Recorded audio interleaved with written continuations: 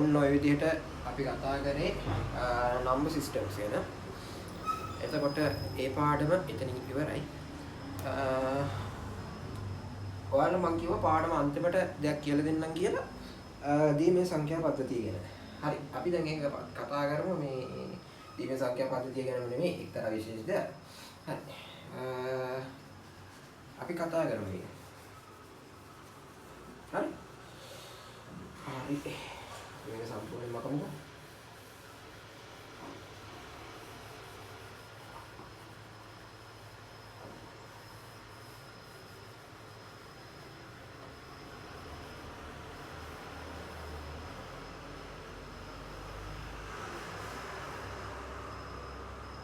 හරි. ඔයාලට මතක ඇති මම කිව්වා පරිගණකයේ නිෂ්පාදනය කරේ සබාධම කන්සෙප්ට් පාවිච්චි කරලා කියලා. දැන් ඔයාලා කියලා දීලා තියෙනවානේ මේ ගුවන් යානයේ හැදුවේ කුරුල්ලගේ හැඩේ පාවිච්චි කරලා මේ අනාකූල හැඩය පාවිච්චි කරලා ගුවන් යානා හැදුවා මේ අනාකූල හැඩ පාවිච්චි කරලා කියලා. හරි.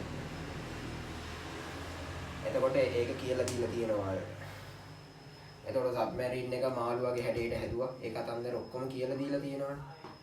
නමුත් මේ කම්පියුටර් එක කියන එකත් හැදුවේ මෙන්න මේ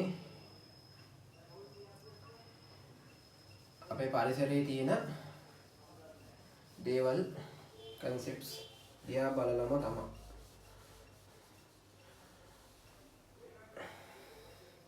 අපි දැන් ඉගෙන ගන්න විෂය ඇවිල්ලා කම්පියුටරේ නෙමෙයි. හරි. කම්පියුටර් සයන්ස්ම නෙමෙයි. ඊට පොඩ්ඩක් තව දේවල් ටිකක් එකතු වෙච්ච විෂයක්. ඒ කියන්නේ කම්පියුටරේ විතරක් නෙමෙයි. එතකොට මෙතනදී එන්නේ ICT. හරි. ICT. එතකොට මේකේ මෙන්න මේ කමියුනිකේෂන්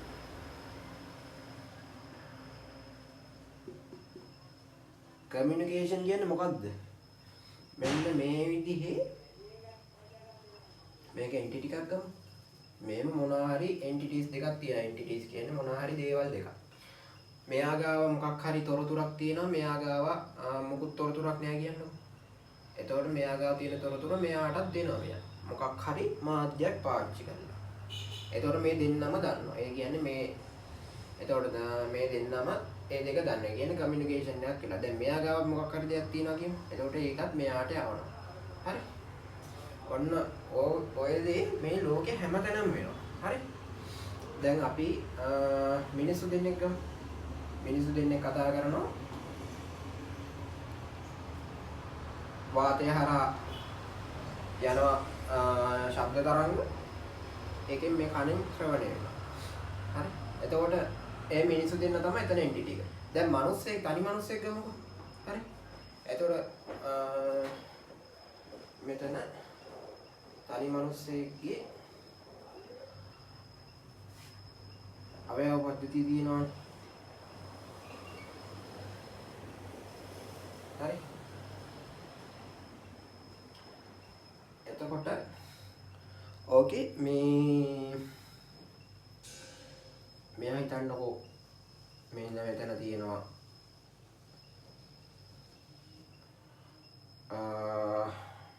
පේශියක් කියලා හිතන්නකෝ මෙතන. එතකොට මෙතන තියෙන හදවත. දැන් මෙයා එක්සර්සයිස් කරන ගමන් තමයි මේ ඉන්නේ. වර්ක්අවුට් කරන ගමන්. හරි. එතකොට මෙතන මේ පේශීන් විසින් මේ යම්කිසි චලනයන් කරද්දී ශක්තිය වැය වෙනවා. හරි. එතකොට ශක්තිය වැය වෙද්දී මේකට ඕනේ ආයේ පිටින් ශක්තිය. එතකොට ශක්තිය ලබා ගන්නේ ආහාර වලින් සහ ඔක්සිජන් වලින් කියලා දන්නවනේ. එතකොට ඕක ලබා ගන්නේ කොහොමද මෙයා මෙතෙන්? ඔයාලා එක්සර්සයිස් කරද්දී දකින්නවනේ හાર્ට් බීට් එක මේ වැඩි වෙනවනේ. ඇයි ඒ කියන්නේ මේ මෙතන නර්ව් සිස්ටම් එකෙන් මොළයට යවන පණිවිඩයක්. දැන් මෙන්න මේ හදිසි අවස්ථාවක් කියලා පණිවිඩය යන්නේ. හදිසි අවස්ථාවක් කියන පණිවිඩය ගිහිල්ලා මොළේ හදවතට සිග්නල් එකක් එවනවා. එතකොට හදවත වේගෙන් රුධිරය පම්ප කරන්න ගන්නවා. දාඩිය පිට වෙන්න ගන්නවා. ඒ ඉදි ටික ඔක්කොම වෙනවා. එතනත් කමියුනිකේෂන් වෙන්නේ. හරි. එතකොට ගස් අතරත් කමියුනිකේෂන් වෙනවා. හරි.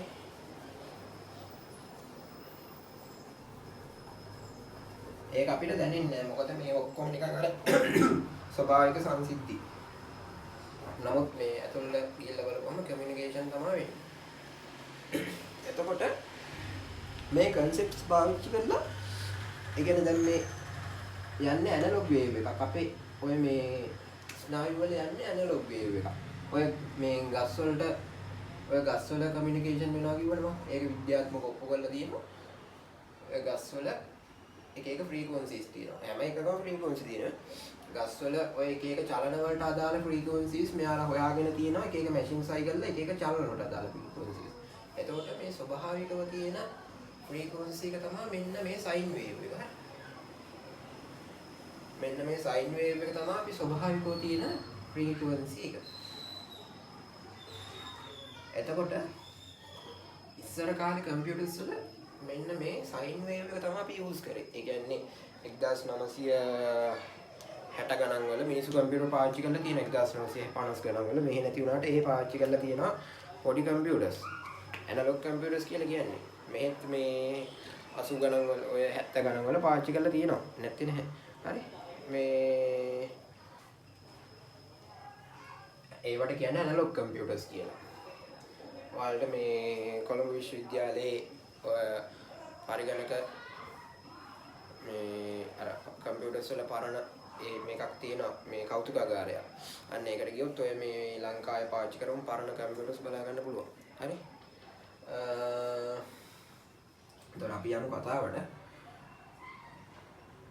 මේකේ මේ ඇනලොග් වේව්ස් පාවිච්චි කරලා අපි ඉස්සර කමියුනිකේෂන් කරා කම්පියුටර්ස් වල. හරි. කියන්නේ කම්පියුටර් එක කියන්නේ කෙලින්ම මේ කම්පියුටර් එකකින් කම්පියුටර් විතරක් නෙමෙයි. හරි.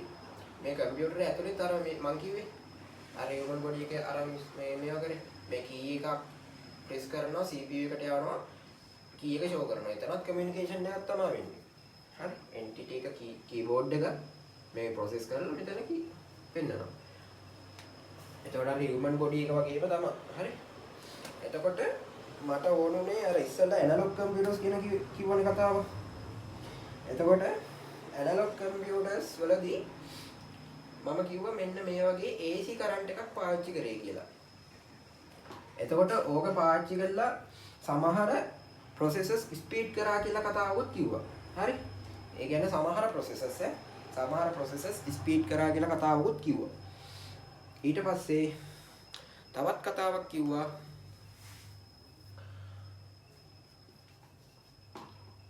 දැන් තියෙන කම්පියුටර්ස් කියන්නේ මිනිස්සයා විසින් කෘත්‍රිමව හදපු concept එකක්.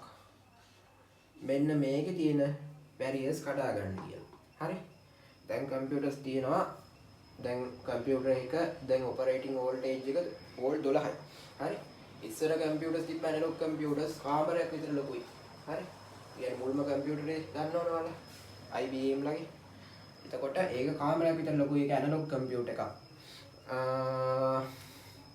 ලොකු power consumption එකක් ගියා. heat එක වැඩි.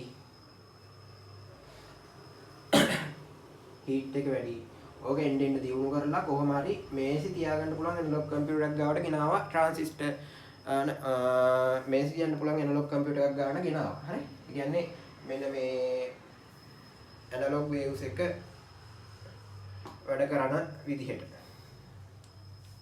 දියුණුවත් එක්ක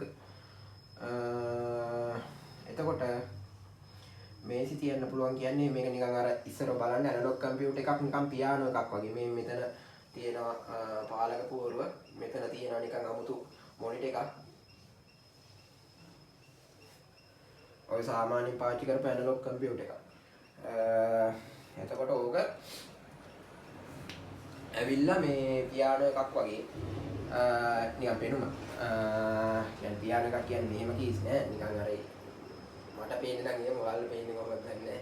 ඔහොම තියෙනවා. අර එහෙම අර පියානෝ එක තියෙන මෙහෙම දිග කීස්නේ. එහෙම කීස් නැහැ. නිකන් අර මෙතන පාලක පෝරුව තියෙනවා. මෙතන ලස්සන අමුතු මොන්ට් එකක් තියෙන. ඒක ලස්සන ලුක් එකක් තියෙන. ඒ මොන්ට් එකේ බලන්න. එතකොට මේ ඔය කම්පියුටර්ස් වලදී මම කිව්වා මේ AC කරන්ට් එකකින් එන ඇනලොග් මේ සිග්නල්ස් තමයි පාවිච්චි කරන්න කියලා. එතකොට ඕකෙදී අපිට අර ගණිත කර්ම කරන්න අර තරම් අමාරු නෑ. හරි මේකේ මම කියවනේ ගණිත කර්ම කරන්න මිනිස්සු විසින් ඇල්ගොරිතම් හදනවා. කියන ඔය software හදන software එකක් කියන්නේ ඇල්ගොරිතම් එකක් නේ. එතකොට ඒක මිනිස්සු විසින් ලියන එකක්. සහ එකතු කරන්න අඩු කරන්න පවා ඇල්ගොරිතම් එකක් තියෙනවා. හරි. මම කිව්වා අර ones complement twos complement අන්න ඒ වගේ සිද්ධි.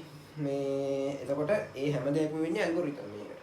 හැබැයි මේකේ එහෙම නෑ. මේකේ මේ nature එකේ අපේ මොලේ process වෙන විදිහට වගේ කියලා හිතන්න එහෙමමත් නෙමෙයි. සාමාන්‍ය මොලේ process කරන්නේ ඔය එකතු කරන්න අඩු කරන්න අපි 아무තු ඇල්ගොරිතම් එකක් හදාගෙන නෑනේ. ඒක සාමාන්‍යයෙන් එනවනේ. මේ අර වගේ ටික ඇල්ගොරිතම් එකක් හදාගෙන නෑනේ. ones complement එකකට ගෙනිහිල්ලා නැත්නම් twos complement එකකට ගෙනිහිල්ලා එහෙම හදාගෙන නැහැ නේද? මේ එතකොට අරකට වඩා වේගෙන් process කරලා තියෙනවා. අරකට වඩා වේගෙන් process කරපු නිසා යම් තැන්වලදී මේක ස්පීඩ් වෙනවා කියන කතාවයි මම කිව්වේ. හරි. නමුත් මේකේ power consumption එක වැඩි සහ අපිට එදිනෙදා අපිට අවශ්‍ය වෙන වැඩ ස්පීඩ් කරගන්න බෑ. නමුත් අර ගණිත කර්ම ටික ස්පීඩ් කරනවා. එතකොට මේකෙදී අපි එනවා මේ ඩිජිටල් ඉලෙක්ට්‍රොනික්ස් කියන කතන්දරයට. එතකොට මේක ඇනලොග් ඉලෙක්ට්‍රොනික්ස්. මේක ඩිජිටල් ඉලෙක්ට්‍රොනික්ස්. එතකොට මේකේ 1 සහ 0 විතරයි තියෙන්නේ. සහ කාලය. 1 සහ 0 කාලය ආශ්‍රිතව මූලික කරගෙන තමයි අපි මේකේ දත්ත ගෙනියන්නේ. එතකොට මේකේ මේ 1 සහ 0 විතරක් නෙමෙයි මේකේ එන්ටිටිස් ගොඩාක් තියෙනවා. ගොඩාක් තියෙනවා.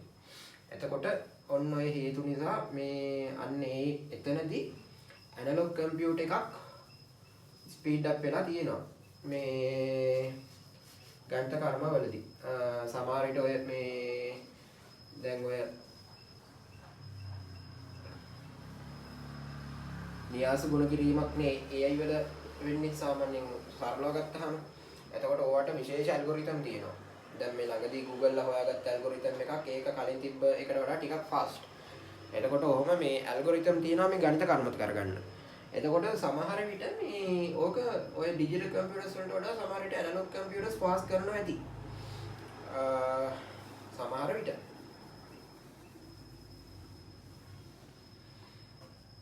එතකොට මේ ඩිජිටල් කම්පියුටර් එක තමයි අපි මොඩර්න් කම්පියුටර් එක. ඔයාලා පාවිච්චි කරන ෆෝන් එක, කැල්කියුලේටර් එක, ඊට පස්සේ කැල්කියුලේටර් එකත් කම්පියුටර් එකක් මේ ඉන්පුට් එකක් තියෙනවා නම් ප්‍රොසෙස් එකක් වෙනවා නම් සහ ඒකෙන් අවුට්පුට් එකක් එනවා නම් ඒක තමයි පරිගණකයේ මූලික સિદ્ધාන්තය. ඒක කම්පියුටර් එකක්.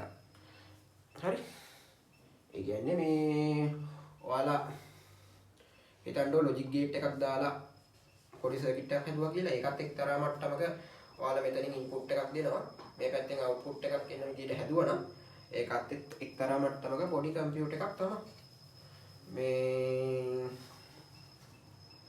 එතකොට මේ ඩිජිටල් ඉලෙක්ට්‍රොනික්ස් වලදී අපි පාවිච්චි කරන්නේ 1 බිංදුව විතරයි.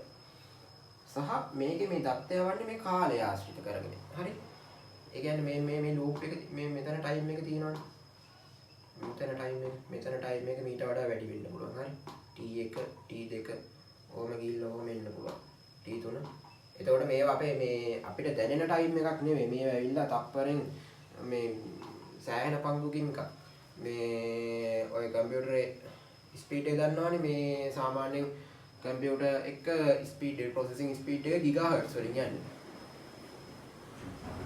එතකොට ඒ වගේ ස්පීඩ් එකකින් යන සිග්නල්ස් මේවා. හරි.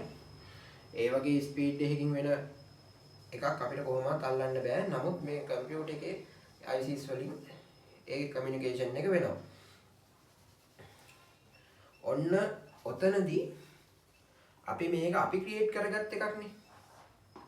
අපිට මෙන්න මේකෙදි එකතු කරන්න අඩු කරන්න ಗುಣ කරන්න බෙදන්න සහ ඔය න්‍යාස ගුණ කිරීම අවකලන අනුකරණයට අපිට මේකෙදි ඇල්ගොරිතම්ස් හදාගන්න වෙනවා. මෙන්න මේ නීති වලට අනුව කරන්න කියලා. අන්න ඒක නිසයි මේකෙදි මම ගණිත කර්ම ස්ලෝ වෙනවා කියලා කිව්වේ. එතකොට පරිගණකයේ මුල්ම පරිගණක concept එක ඇවිල්ලා අපි මේ සබාදහම ඇසුරු කරගෙන නිෂ්පාදනය කරපු එකක් සහ මේකේ තියෙන බැරියර්ස් කඩාගෙන අපි ඊට පස්සේ ඩිජිටල් කම්පියුටර් එකට එනවා. හරි.